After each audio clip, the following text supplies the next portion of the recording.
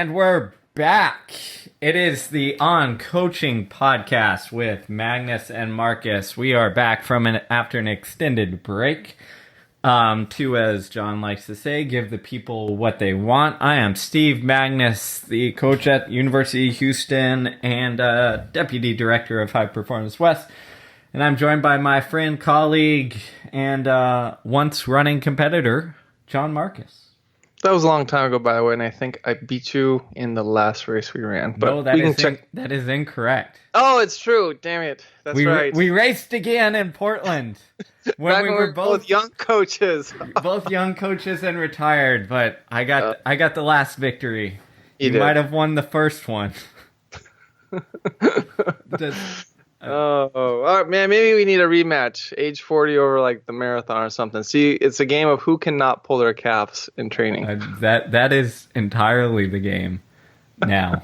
It's unfortunate, but yes. When you get old, it's whose calf will survive. Yes, amen to that. Oh, it's good to be back. Sometimes you need to go off the grid, take a deep breath, get some balance back in your life. You know, you got to avoid burnout. It's something to practice while you preach. So shout out to everyone who has been curious, questioning, pampering us, being like, hey, where are you guys? Well, we're here. We're back. And we're excited because we got something good and juicy to talk about today. Steve, what do we got to talk about today? Before we talk about that, one shout out to our wonderful sponsor, Final Surge, which has made my life easier in terms of coaching and making sure that while we're on a podcast and media break, our athletes do not suffer. So my athletes have been getting their weekly Final Surge updates delivered straight to them, and then I get that feedback back even if I'm away at a track meet or vacation or whatever have you, and I can just pop in a nice comment to their workout and coach them up just like that. So again, you get a discount, but check out Final Surge in the show notes and all that good stuff. They're awesome. Keep supporting them. And speaking about awesome, what we're going to talk about today is very simple, but a hard thing to judge, I think. And that is, what in the world is a good workout? Yes. What constitutes GOOD workout? You hear it all the time. And especially, too, as we get closer to that, whether you want to say peak or apex or priority race in the championship season for scholastic athletes, or even just throughout the year for the recreational to elite athlete, how do we gain confidence from a good workout? And then also, how do we, kind of sound the bell alarms when a quote-unquote bad workout manifests itself? And how, why, and what? It's very opaque. So Steve and I are going to try to chew on this and unpack it a little bit, because I think, there's not a definitive taxonomy about what constitutes good versus bad workouts. Yeah, and to me, it really comes down to how you define things, right? How do you define a win? How do you define success? What are your parameters to judge it by? And I think the easiest one, though, the one everyone defaults to, is very simple, and that is by looking at the numbers of the workout, right? Yes. Mm-hmm. People default to, hey, did I run these mile repeats or these 400 repeats faster than I did before? And almost inevitably, we only consider faster, right? We don't really, as athletes, often we don't really consider, did we do it with less rest? Did we do it in harder conditions? Did we do it feeling better but the same pace or even slower? Most of the time we put that judge as time-based. Did we run it faster? And therefore it's like an external thing, right? It's kind of reductionist thinking. I mean, that is the popular scientific method, or at least thought process discussed and taught throughout, years and years of scholastic thinking, like Western contemporary civilization. So, don't feel bad if you've fallen folly to such, but we have inherently in us an addiction to an idea of progress. So whether it's running faster, moving more weight, just seeing that sole lever increasing is what we typically try to invest all our energies in defining something as good or bad. However, as Steve and I are saying, it's a little bit more complex of a system. There's a little bit more degree of interconnectedness between not only the snapshot in the moment, from the micro moment of that day, of that workout, but also too looking a bit more globally and saying, how does this interrelate to the week prior of training, the month prior of training, the 3 months prior of training, the season before, the 2 years, 3 years, however many years that have preceded as well. And that takes a lot of maturity, but it also takes a lot of consciousness in the moment to be able to decide and make that value judgment and distinction between good or bad. Yeah, right. And I think what you're getting at is the context, right? Exactly. Yes. Is a lot of times we just don't consider or lose sight of the context surrounding it. We were talking a little bit offline before this about how for my college cross team that, this year's been a little bit weird because our fall has been delayed. We've had summer all the way up through October. And this is the first week we actually got some good, cool weather. So that shifts the context of how I judged almost all of our training to this point and how I'm judging their fitness off of it. Because we haven't had that cool weather to get in maybe the 8 to 10 mile progression or tempo runs or whatever you want to call them that normally we have. So we'd had to change our training around, but we also had to change how we judged it, right? Where I might in the past said, hey, you guys did a 5 mile tempo at 5:15 to 5:20 pace, then you're probably ready to run around this. Well, now that pace has shifted to maybe 5:30 pace even because of weather conditions and the conditions of the fall. So my judgment on the season so far and the training so far and projecting of where the athletes should be has completely changed just because, Mother Nature says, you guys need some more warm weather for a long time. And, I think we have a tendency, right, to be very myopically driven, being short-sighted, being in the moment, and then either getting all excited because we had a session that went really well, that compared to last or previous incarnations of the athlete was their best ever, or a session that sounds the alarm bells because for that one day, it didn't go as planned or it didn't go by the book. And more, I always encourage people to get away from the compliance activity or a compliance mindset associated with the activity of a workout because you're looking, when you think about the context, trends. So sometimes our trends are a little bit more short-sighted than they should be. We think because of the scholastic system or our work weeks in 7-day weeks, and that is how we judge everything. Was this 7 days better than the previous 7 days? Nowhere in the book of physiology, adaptation, neurophysiology, science does it say that training rides on these timelines of 7-day cycles or 14 or 21. Different influences in the interconnected system impact the athlete and their ability to express newfound fitness or newfound capacities at different rates.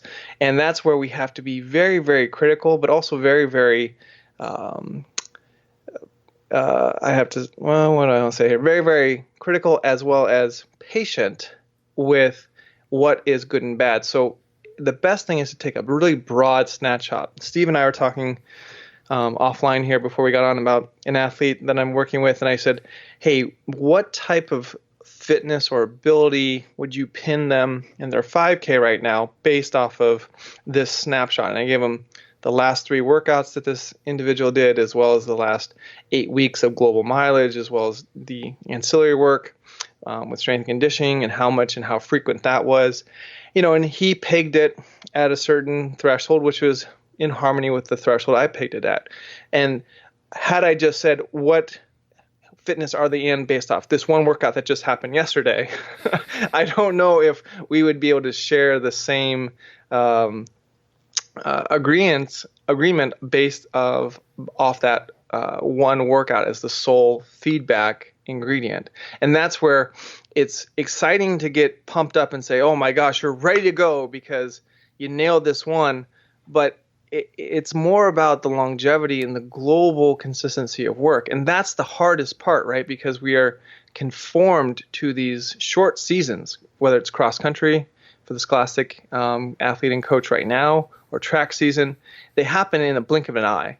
And more you see athletes who invest in high school and even college in better off-season or between-season preparation typically have a more linear or exponentially positive curve in their development. And that is the crux of the matter, is saying it's the good workout in what context, and then making sure you define the context appropriately for yourself as the interpreter, as the coach, as well as the athlete who's interpreting what they're doing. Yeah, way back in the day when I was writing training plans in Excel spreadsheets. Before Final Surge, by the way, before came into your life, it made life Final a Surge and lot changed my easier. life. Yes. Yes. Exactly. When I was a young coach, what I would do is I actually after the workouts I would color code them very simply, red, like leave it blank, or green. And if I left it blank and it stayed white or whatever, that meant it was, average workout. If it was red, it meant something went wrong, like it was off, bad. And if it was green, it meant it was good.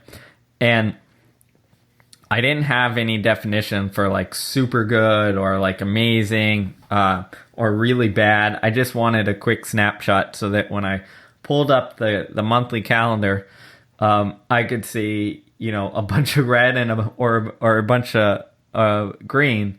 And if I had the majority of green, I knew they were pretty fit, right? And if I had the majority or more red than normal, I knew that, hey, I need to change something. And although I don't do that now, I think it was a good learning lesson for me as a young coach, because it took the propensity to look at our best workouts as our only indicators of our success, or only predictors of what we can do.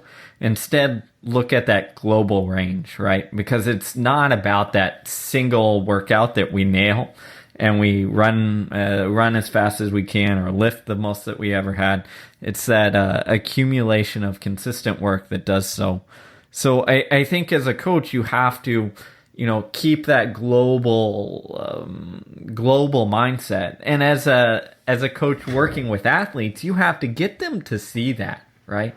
Because we might be getting up here in the coaching age and forget our battles out on the cross country course between John and I. But when we were athletes, we would get enraptured and engrossed with the single crazy workout, right? Yeah. Yeah. You can look at, I think John put it in our High Performance West Scholar program and on High Performance West, a training snapshot that, I did in high school from a little book. And you better be sure when I got that request, I was going through and be like, all right, what's my best week here? Yeah. Like what's my best training week? No, don't put that one in there where I died on that workout. Yep. Give me a good one, because that's the mindset you have as an athlete a lot of times, is like you derive confidence from your workout. So you feel like when you nail a great one, you're ready to go. But I think as a coach, we have to get out of that mindset a little bit and get them to see the big picture so that they don't have these big ups and downs emotionally and physically as they have great workouts or do subpar. Right, and as a little tangent here, this concept of going to the well, as Steve talked about that, it popped into my mind. More and more what I've been telling athletes I work with is like, who have done the prerequisite work, the well is deep. And when the well is deep, you can go to it a lot. But when the well is not deep, you can't. And so then it becomes dangerous. So this, colloquialism of going to the well is important to understand that kind of seeing, or as Steve says, see God type workouts for the inexperienced athlete or the athlete on short training or the athlete without the prerequisite body work behind them, going to the well is to be proceeded with caution. But for the athlete who is training for a very highly national or world-class competitive endeavor, if their prerequisite body of work the last 3 to 6 months supports it, then you can do that with a little bit more frequency, and they can sustain that and absorb it and do it over and over again because their recovery horizons are shorter because they have more global fitness. And then two, coming off this tangent and getting back to defining good versus bad, good doesn't always mean completing the workout as written. Good doesn't always mean completing the workout better than as written. Sometimes, and I encourage the really progressively minded coach and athlete and team to think sometimes good is taking a big risk. Good is trying something that's far outside the comfort zone and then failing because you gave it the effort, but then you got the feedback from saying, well, we're going to do 6 by a mile at a little bit faster than 8K pace for men or just under 5K pace or something, with 4 meters rest. And I got through 4, no problem. And I got through 5 and I was on the edge. And then 800 meters to go in the 6th one, the athlete, really blew up and just went completely acidosis. Just that was it.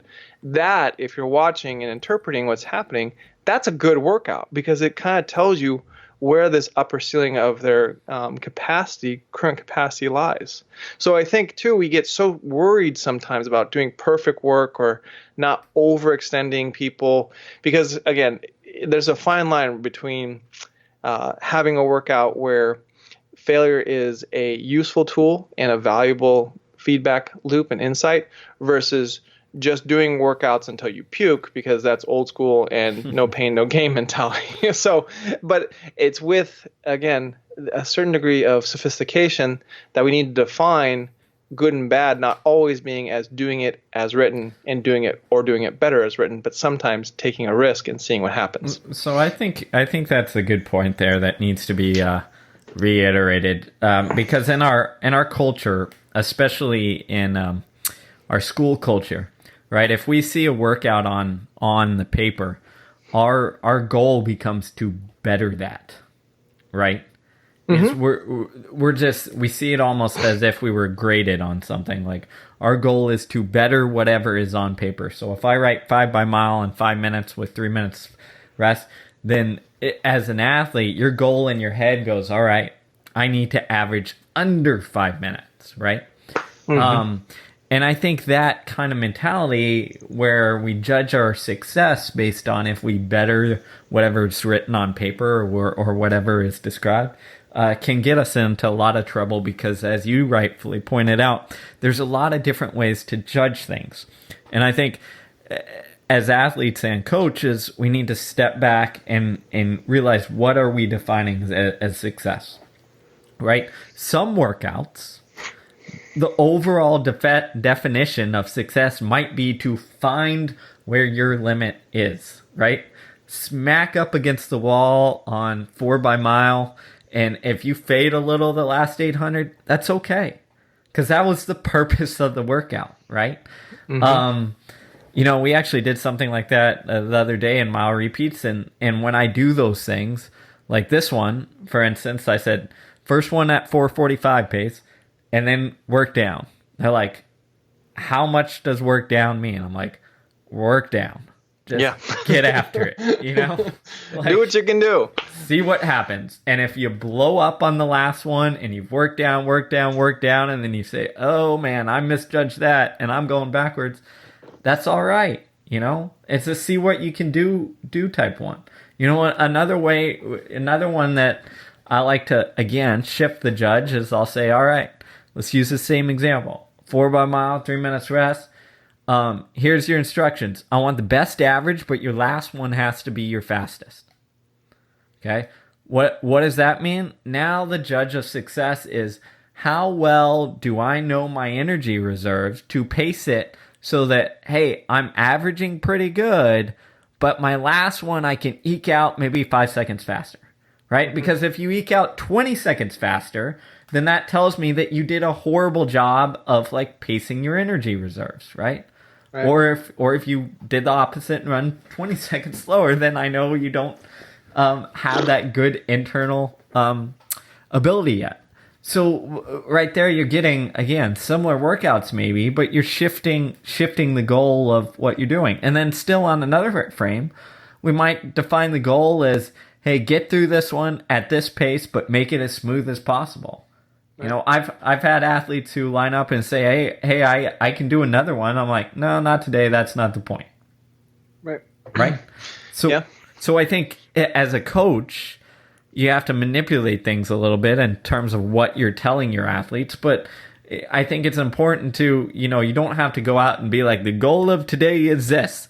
But in how you structure and design and how you communicate the workout, like you have to convey a little bit of what the point and what you're trying to get out of it is. You know, one of my kids put it pretty nicely. He said, you know, we were doing a workout the other week, and we went on the track for probably the first time, I think, in cross country season, and it was supposed to be a really difficult workout. And we get to the last one, and the kid goes, "All right, you want the track mindset now, right? Not the cross country, like patience, pace, like, you know, where I'm hurting but I'm grinding through it. You want the track compete mindset right now." Ooh, I'm like, wow, yeah. I'm like, that's great. That's a perfect, you know, that's perfect. Yeah, that's what we want. Like, switch it in your head.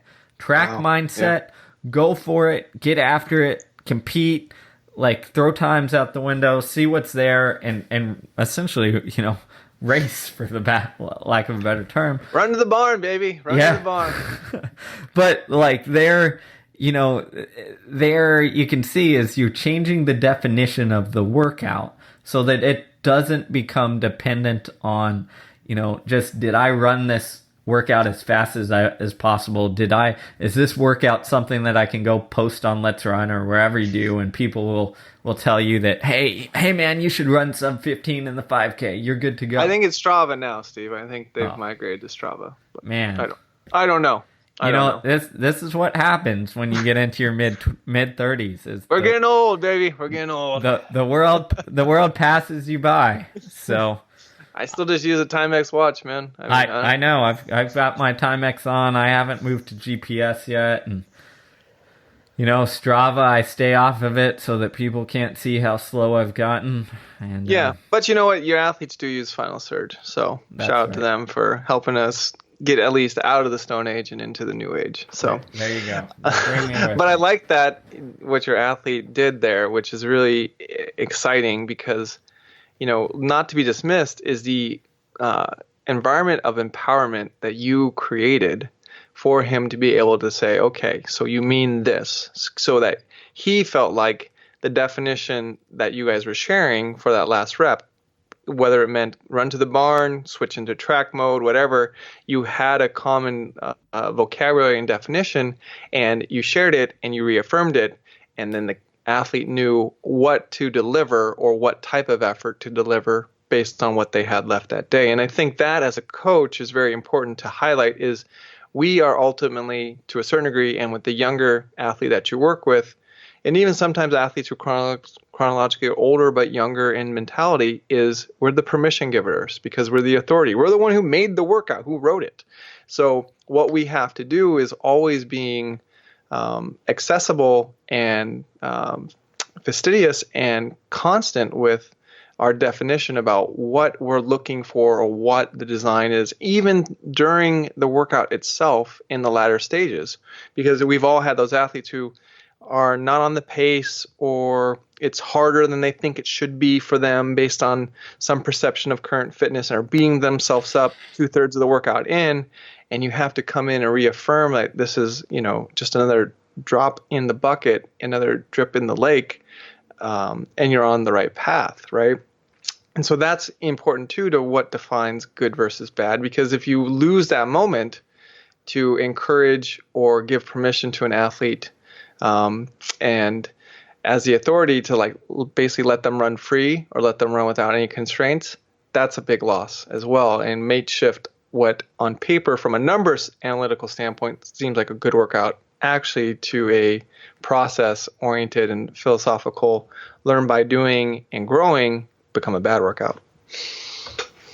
100%. I think and I think that's why it's so important as a coach to like have like cultivate that same vocabulary, cultivate what the expectations are, right?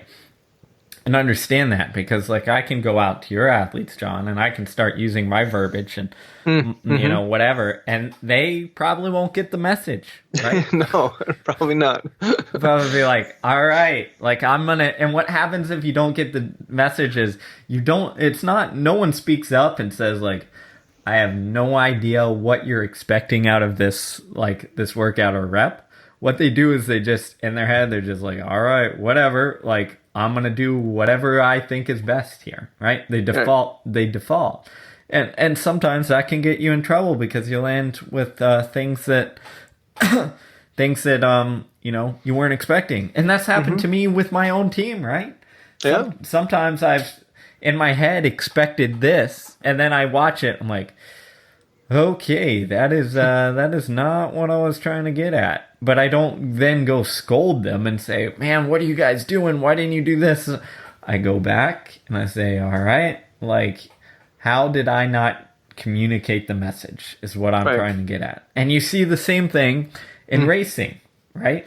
Because how many times have you seen other coaches, or maybe experienced it yourself, where they like yell at the athlete for not executing some race plan, when oftentimes like A, the race changed, but B, oftentimes maybe it wasn't executed because it wasn't explained well what the expectations were.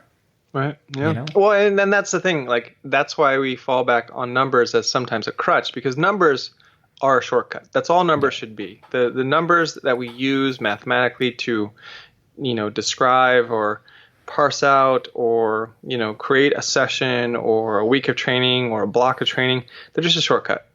And you have to make sure that there's a shared understanding between the athlete, coach, or athlete and team about what the shortcut that those numbers indicate. And it can be any number, whether you're in the weight room, whether you're doing reps on the basketball court or reps on the track or long jump or whatever.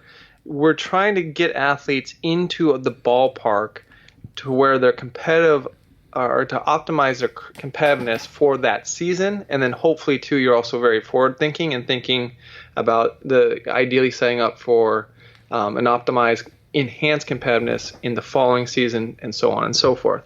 So defining those shortcuts, because if Steve talks to some athletes I work with on the Houston's cross country team, and he's like, all right guys, this race, the plan for the first half is to go out at 5 flat pace, and it's a cool 60-degree morning with no humidity in Texas.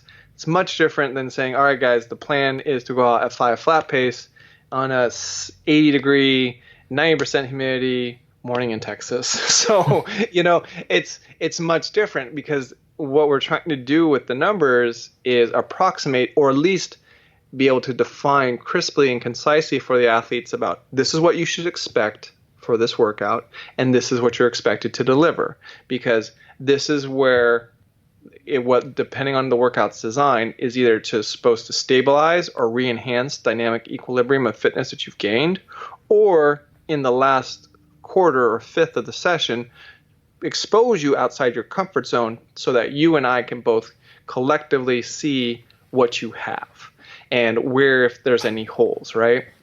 And that's why we're constantly calling audibles, massaging things out, and defining or redefining, definitions and terms about what these numbers mean, and developing and co-developing this vocabulary, because it's a constant flow of information that helps us get more concise and on the same page about what is good or bad and how we can feel. And maybe elements in a certain workout were really good, and maybe other elements in workouts were not as good and disappointing and thus labeled as bad.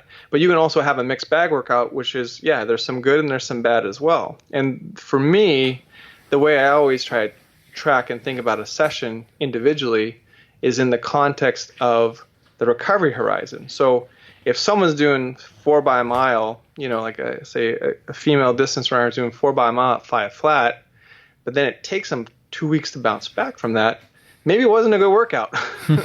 But if they do 4 mile and 5 flat with like 3 minutes rest, and then it takes them 3 days to bounce back from that, that's a pretty good workout, So those things too, the recovery horizon, or again, the rebound horizon, I should say, should color also our interpretation about good or bad for a session, and even, string of sessions as well.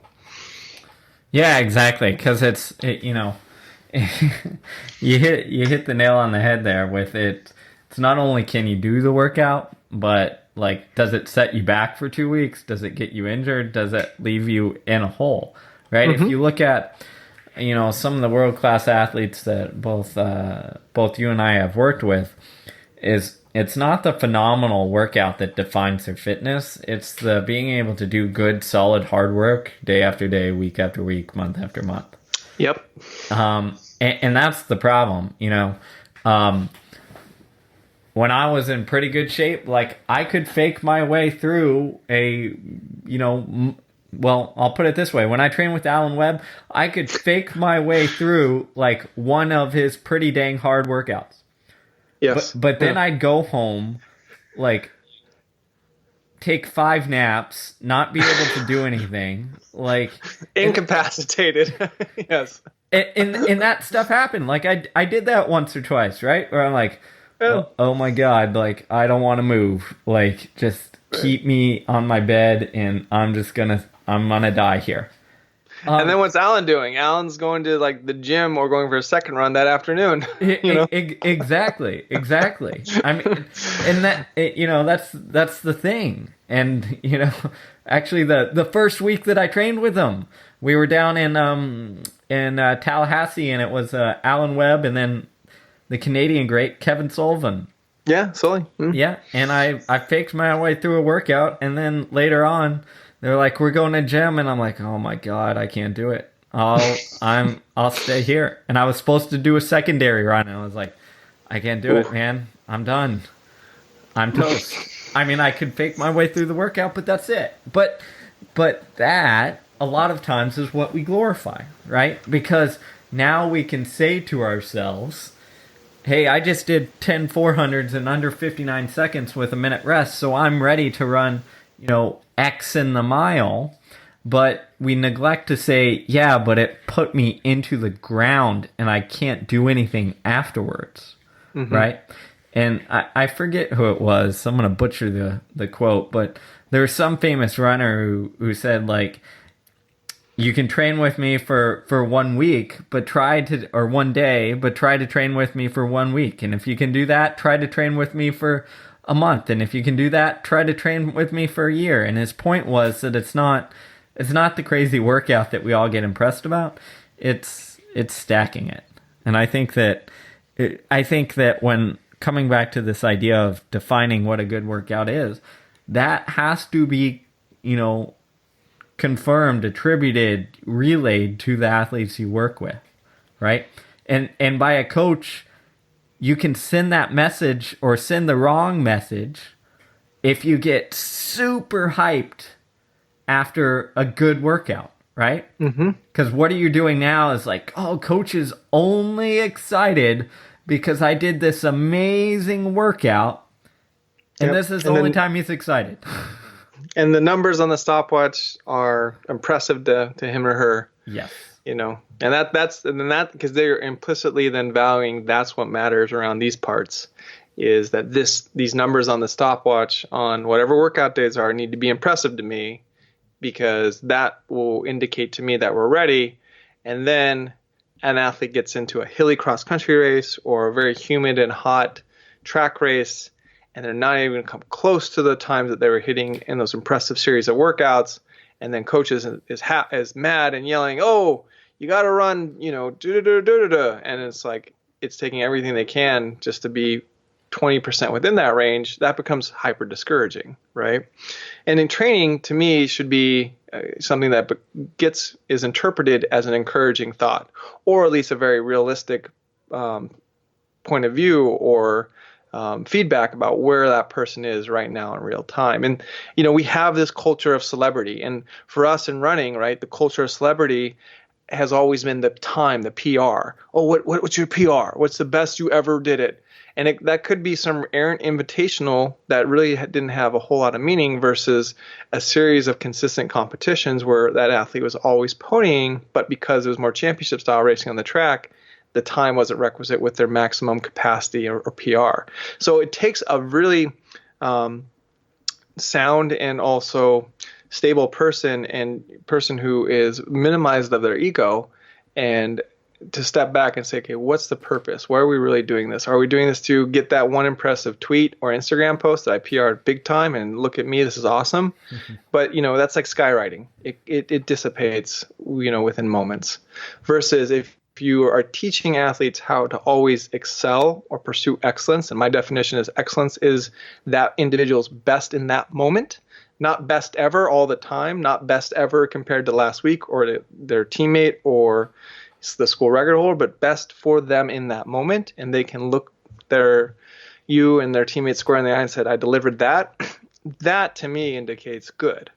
Bad indicates when we fall back to these shallow markers of celebrity to say, oh, look, how does my best time ever rank to everyone else now? And unfortunately, that's easier now more than ever with the advent of the various well-intended media outlets for us to fall down that rabbit hole. But that's where it is the importance for the coach and the culture that the coach helps co-create with the athletes to continue to harvest and reaffirm, so everyone knows what we're really about and what training racing, is for and defined for that group of individuals. Yeah, exactly. And I think like our ego plays a huge role. Actually, I just posted an article on Science of Running yesterday about how our ego and our ego gets in our way of whenever we anticipate failure. And there's 4 things that we tend to do to protect ourselves, right? There's 4 coping things that we do as athletes, as people, to protect ourselves when we think, hey, we might fail. Now, what does failure mean? It depends on how you're defining it, right? So if a kid comes in and thinks like anything worse than a PR is failure, then he might default to these things easier. And there's these 4 things really quickly are this, and I'll put a link in the show notes. Number 1, self-handicapping, right? So when this people intentionally limit the effort they give themselves so that they can have an out. So you might see this in school, right? Where you say, hey, like, oh, I didn't read the book, or I didn't really study, so it's okay if I get a C. Or I didn't really put my effort into it, so it's okay if I don't perform well. When people say that, they're self-handicapping. They're giving themselves an out. One that's really common now is if you're not in the top 3 or in the, competitively where you want to be, then just like jogging in because you're like, oh, well, 4th is, first loser, and that's the same as 204th. You're like, what? That makes no sense. But it's a coping mechanism. Yeah, I mean, that's all it is. That's a great one. I've seen that actually if you're not in the top 5 for a team, right? Because they sit there like, oh, I'm not scoring, so like I don't really matter. So yeah. Pity party central. Yep. Another one is called feedback avoidance. So to protect your sense of self and your ego, you just avoid feedback from anybody who is going to give you any. So instead, you tend to surround yourself with people who are like, yes men who will tell you anything that happens. This happens again a lot of times, not only in running, but in school. Kids will default to their parents who love them no matter what and tell them that they did the best, instead of, maybe getting some advice from the coach who might be able to tell them what they did right or wrong. The third one, self-serving bias. And in this method of protection, we attribute anything that we have success at to internal factors. So if we have success, we take credit for it. But if we fail, then we blame outside things, right? So we blame the coach, the refs, anything else, right? The weather. Yeah. And then the last one that we do a lot is we shift our point of comparison. So they call this downward social comparison. So instead of comparing against maybe ourselves or our PRs or, other athletes who are right ahead of us. We shift the comparison so we only compare against people who we know are worse at performing than us, right? Why do we do this? Make ourselves feel better, increase our ego, right? So just a quick glimpse and maybe a tight tangent, but if you haven't read that piece, I suggest you do. But we have these just inbuilt coping mechanisms to help us protect our ego when we hit failure or when failure might be a possibility. And what happens is if we let these things happen, we never see our potential. We never see how good we can be. So part of seeing that is allowing yourself to go to the well and see where you're at, and also like getting your ego out of the way and not trying to protect your ego, but trying to do whatever it is you can to perform to your best of your abilities. Yeah, the heart of it is safety, right? And that's why we have these coping mechanisms, to feel safe, to have an ego, a sense of independence. A certain degree of narcissism is healthy because it creates separation. You have to stand for something, or you have to have an interpretation of where you sit in the world. But if you don't feel safe for whatever reason, whether it's self-defined or environmentally defined by those around you, or culturally defined by the circumstances or area that you live in, to go out and explore, to test and discover, because part of the test and discover process is failure.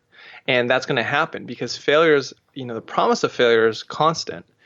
And that's actually, though, it is the journey towards success, is who can fail the most. The person who actually fails the most wins. Why? Because they just learned another way not to do it. They just learned another way that wasn't productive. They just learned another way to reinterpret, okay, this didn't happen. The result wasn't in harmony with what I desired. Why?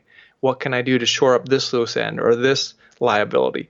It gets us a whole lot better. The reason I'm the coach I am today is because I've failed so many athletes before this moment. But I keep coaching. And I keep coaching and I keep coaching and I keep coaching. And I learned better what kind of coach and what kind of person that I can work well with. And I've also learned what type of person that I might not work well with, right? Because a coach is just a guide. And, being the best coach doesn't mean you are a recipe or the perfect mold for everybody. You just have to know what type of people you're working with, because least we forget, athletes are people first. And people are very fragile, very at times fearful, uncertain organisms. We all are. That's called vulnerability. That's called authenticity when we admit that. Athletes happen to, on occasion or with regularity, show up. And sometimes when they show up, they do miraculous things. That's the best they've ever done. And the very few are, prepared and thoroughly prepared to do miraculous things that are the best that's ever been done at that point in time, in, that year or in the course of humanity or the course of that school or what have you, right? And so sometimes we laud athletes as heroes and icons and superstar status and above, and they're not. And now more than ever, right, we have this open dialogue about mental health of athletes, and it seems very counterintuitive because we still have this Greco-Roman mindset of these are gladiator men and women who are just, perfect in every way, chiseled bodies, sharp minds, millionaires, or champions, But that doesn't, mean an athlete stops being a human. And so the best thing, and I think, that I have happened upon and realized is creating an environment and circumstances where failure is okay. It's safe. You're explicitly told you won't be expelled. You're explicitly told I won't get mad at you. You're explicitly told scholarship will not be cut. You're explicitly told, that you won't be on the outs. That, more than anything, allows people to take bigger risks with possibly bigger rewards. And then you say, well, how do I do that on a high competitive cross-country team where I have 15 men or women who could all be in the top 7? And, every race I'm like, all right, whoever has the fastest times, you're in the next, you're in the top 7 for the next race. So, you create this cutthroat culture of competitiveness, which may in the short term prove, worthwhile. But when it really, really matters, you know, it might not be the most successful path for sustained excellence for that person and also for that team. Yeah, there's such an ingrained culture and mindset of fear of failure nowadays because we have this distorted view of reality where we see reality as being really fast or really smart or really pretty or whatever it is because our sense of comparison is skewed, right? Back in the day, I don't know if you remember this, but when I was getting into high school running, I mean, the only way you saw the results were if they were in like the local newspaper or your coach handed them out like once he found in the Yeah. the next practice or Or whatever. you had to wait a month for it to come out in track and field news for Yeah. like national results of some sort. Yeah, exactly. Like you had no idea, right? And maybe as you got, you got an idea of locally where you stood, but nationally you knew the top 20 in track and field news, but that's about it. You had no idea where 4:30 or whatever in the mile put you. It could have put you 50th. It could have put you 1,000th for all you knew. You had no idea. Mm-hmm.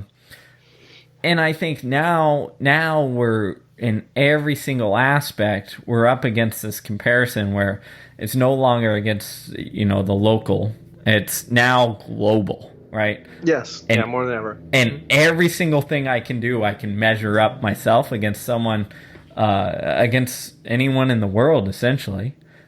Even on things like looks, all I have to do is scroll on Instagram, and all of a sudden I'm, if I hit the add explore button, I'm comparing myself to, hundreds of other people who randomly post pictures on Instagram. And that's actually created a huge mental health crisis problem. But for our sake, in terms of comparison, what it's done is it's created this mindset where we are trying to live up to impossible standards, which then makes us afraid to try and afraid to fail. And as coaches, we have to remove that fear of failure if we ever want to get the best performance out of our athletes that they're capable of. And I think removing that via some of the ways that you said, John, like by creating that sense of security almost, to say, hey, like, look, if you go out hard and you die, like, don't worry, your scholarship's not going to be cut. Don't worry, you're not going to miss this travel meet, because the bulk of your work proves that you should go there, right? Mm-hmm. Because you're giving people permission to dare, right? Yeah, and that's and this is what like our good friend Mike Smith, and also like my mentor and good friend Rob Connor at Northern Arizona and University of Portland does so well with the athletes under their tutelage is they, I've seen it firsthand. They have created a very safe, inclusive environment for these young men to go out, take big risks with a lot of pressure, because at the end of the day, when they get back home on home turf, they're accepted as they are. They are safe. They're still going to be spoken to.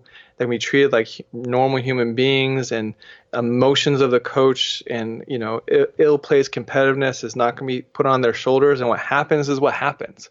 And they're just as curious. The coaches are just as curious to see what happens on race day as hopefully the athletes are. And yes, they want to see the best expression of their team and their preparation on race day just as much as the next person, but it's framed as that. It's not as framed as, if you don't beat these other teams, I'm going to leave you here and you have to find your way back to campus. It's give it your best shot. You prepared very well. I got your back no matter what. And that is so important, especially for not only just the young athlete, but even the adult athlete. Because, Steve and I have both seen, elite athletes in a coaching environment where that wasn't the case. It was very much workout to workout, day to day. If you don't perform, your contract's on the line. If you don't do this as I say, you can't race. And, while, again, short term that might work, long term it's unsustainable and leads to injury and burnout and ultimately the lack of fruition of a potential career.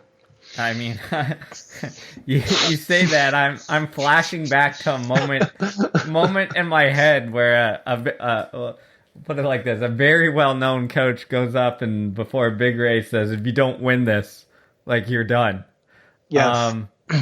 I flash back to a moment I had where a high school phenom prodigy sitting down on the track mid workout, crying her eyeballs out because it's not as fast as she thinks she should be running, and the coach is not having an empathetic hand and instead saying get up and keep going, kind of as a more of an authoritarian approach. Now again, there's no critique or criticism, but remembering that the athlete's a person, you have to go back to how are you creating a safe environment for that person to explore, extend their current limits and capacity and ability and see what they got.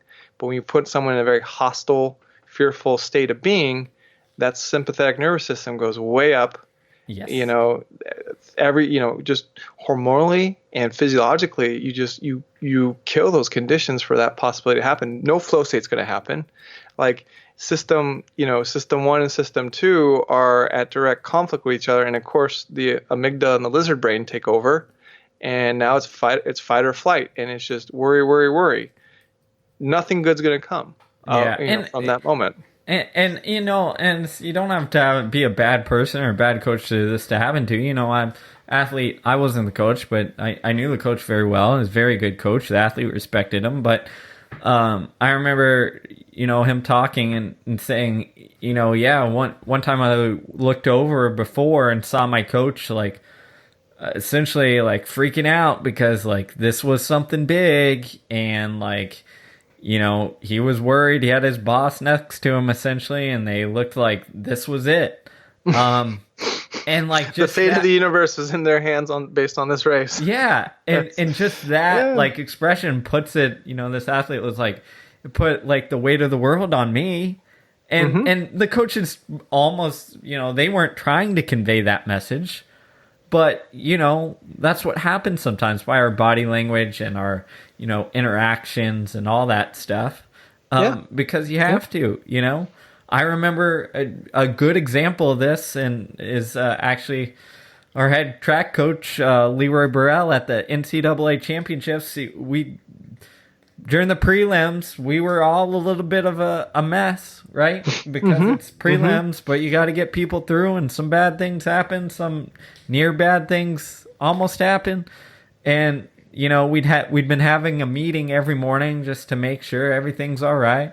And I remember he comes up to me and Carl Lewis, the other coach, and he says, here's what we're going to do. We're going to cancel the meeting. We're all going to go to, some breakfast restaurant, and we're just going to sit down and have some fun and chat.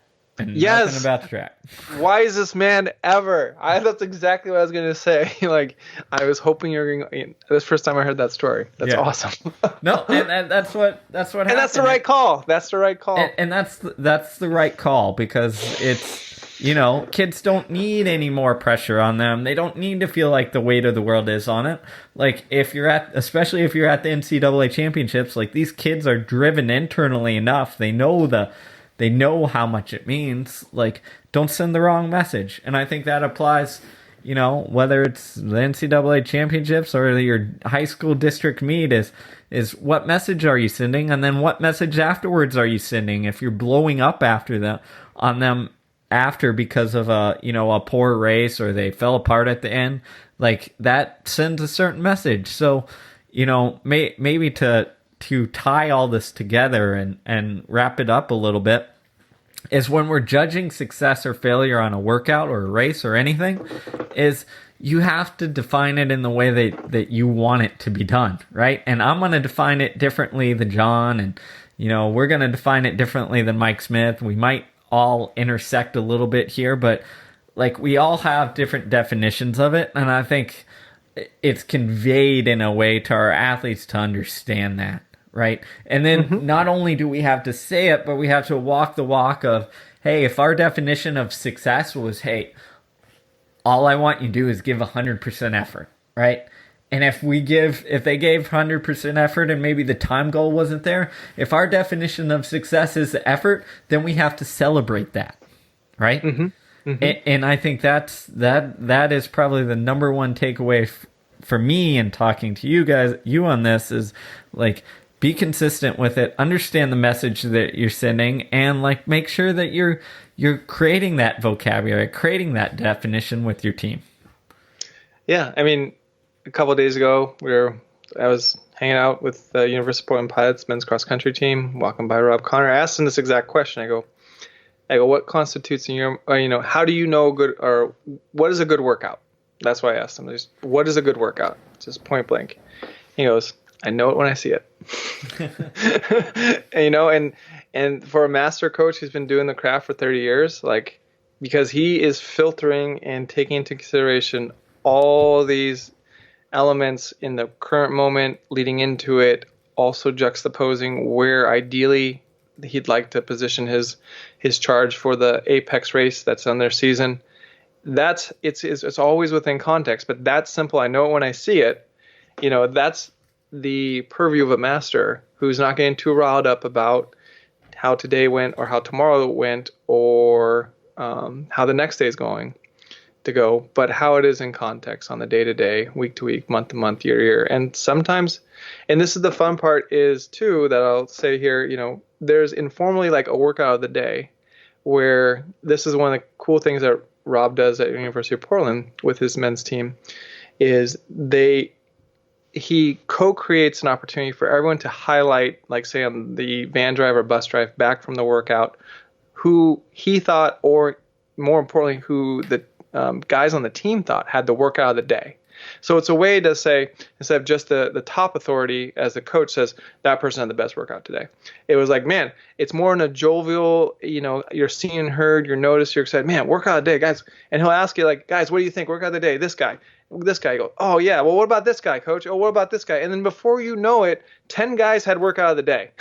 But it creates the environment for those young men to see and hear what each other are doing, to champion that, and just have Rob instigate it, but also to build everyone up concurrently, whether you're the number one man or the number 42nd man on a big roster like that. And that, I think, is what defines a good workout, is when other athletes in a group or team setting can identify their teammates' effort on that day and how it is for their internal or their own progression and own definition of excellence and being able to give their best. Exactly. And to end on that and add one more piece for our college teams, we'd actually do something kind of similar. Is at the end of most of our hard workouts,